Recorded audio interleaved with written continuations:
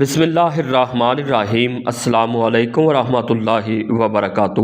ناظرین گرامی، آج کی اس ویڈیو میں ہم خلافت عثمانیہ کے 3 سلطانوں کا ذکر کریں گے، جن میں عثمان اول، عثمان دوم اور عثمان سوم شامل ہیں۔ مگر اس سے پہلے آپ ہمارے چینل کو سبسکرائب کرتے چلیں تاکہ آپ کو آنے والی ویڈیو کے نوٹیفیکیشن بر وقت مل سکیں۔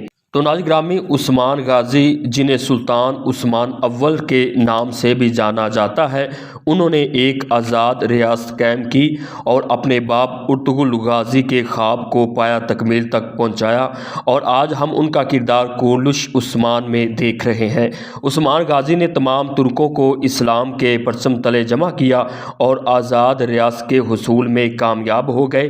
آخرکار انہوں نے اپنی فتوحات کو جاری رکھا اور آزاد ریاست کے قیام کے بعد انہوں نے تقریباً 6 سے 7 سال بورسا کا محاصرہ کیے رکھا، لیکن اورحان غازی نے اپنی حکمت عملی کے تحت بورسا کو فتح کر لیا اور عثمان غازی کی وصیت کے مطابق ان کو بورسا میں ہی دفنا دیا۔ تو ناظرین قدر، دوسرے سلطان عثمان دوم تھے، جو کہ 1618 عیسوی کو تخت نشین ہوئے۔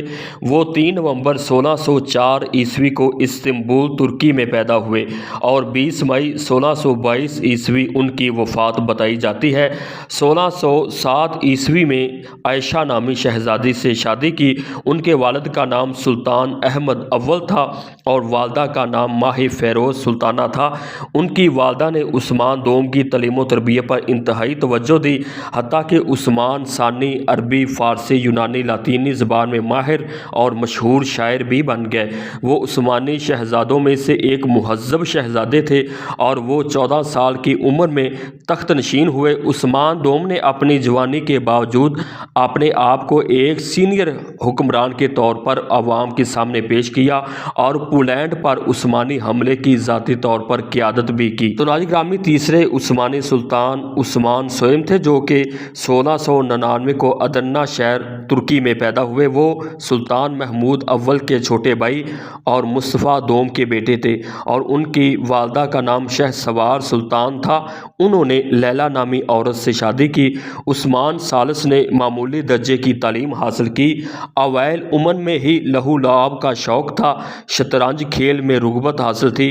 انہوں نے سلطان احمد ثالث سے بغاوت کی اور ان کے بیٹوں کو قتل کروا دیا اور انہوں نے انتہائی مختصر عرصہ حکومت کی۔ وہ سلطان محمود اول کے سیاسی اصولوں کے پابند تھے۔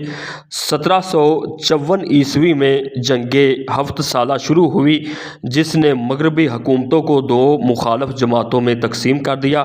بعد ازاں وسطی مغرب 7 سال تک جنگ کا میدان بنا رہا، لیکن عثمان سوم نے اس سے کوئی بھی فائدہ حاصل نہیں کیا اور وہ اپنے اصولوں پر قائم رہے، اس لیے اس کی ہمسایہ حکومتوں سے کوئی بھی جنگ نہ ہوئی۔ سلطنت کے اندرونی نظام کا سلسلہ اسی طرح چلتا رہا جیسا پہلے پیشرو کے دور میں چلتا رہا تھا۔ عثمان ثالث نے 58 برس کی عمر میں 30 اکتوبر 1757 عیسوی کو توپ کاپی محل استنبول میں وفات پائی۔